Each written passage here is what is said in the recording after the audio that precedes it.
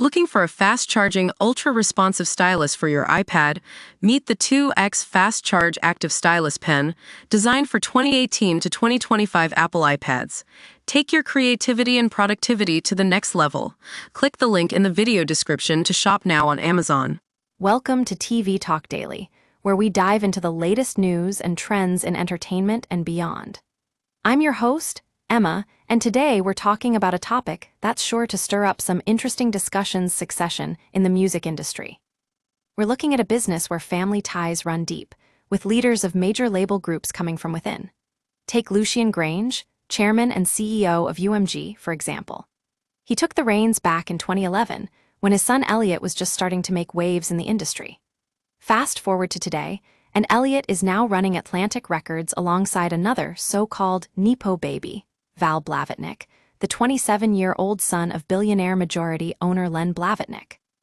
Now, some people might say that these young CEOs are getting a free pass because of their family connections. But let's take a closer look at what's happening behind the scenes. Elliot Grange was brought in to turn around Atlantic Records' declining market share, and he's already making waves with his track Record for Breaking Acts on platforms like TikTok. But it's not just about Elliot.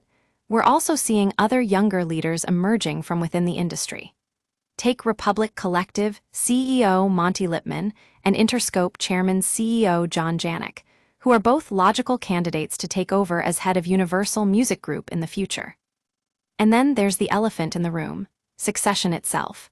Who will be taking over when the current CEOs retire or leave? Will it be Val Blavatnik, Elliot Grange, or maybe someone else entirely?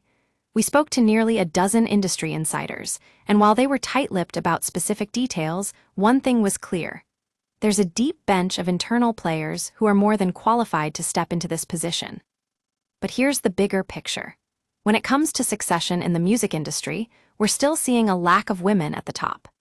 Michelle Jubilirer was chairwoman and CEO of Capitol Music Group for just a few years before stepping down, and Sylvia Rohn is the only remaining female label head, but she's 73, and her retirement has become a perennial musing. Despite these challenges, there are signs of hope on the horizon. Next-gen execs like Imran Majid and Justin Eshak at UMG's Island Records, Tunji Balagun at Def Jam, and Tyler Arnold at Mercury are making waves in their own right. And then there's Elliot Grange himself, a young leader who's got his father's success without the nepotism. But when you're part of the elite club that's been running this business for decades, it's hard to shake off those whispers of favoritism. After all, as one prominent industry lifer puts it, imagine if Bob Iger had a son who went to work at a competing company. It would never happen. So what does the future hold for the music industry? One thing is for sure. With seismic technological shifts on the horizon, we're going to need leaders who are nimble, adaptable, and ready to take on new challenges. And while Elliot Grange may be the face of a new generation, it's time to stop talking about nepotism and start talking about real leadership. That's all for today on TV Talk Daily. I'm Emma, and we'll see you next time.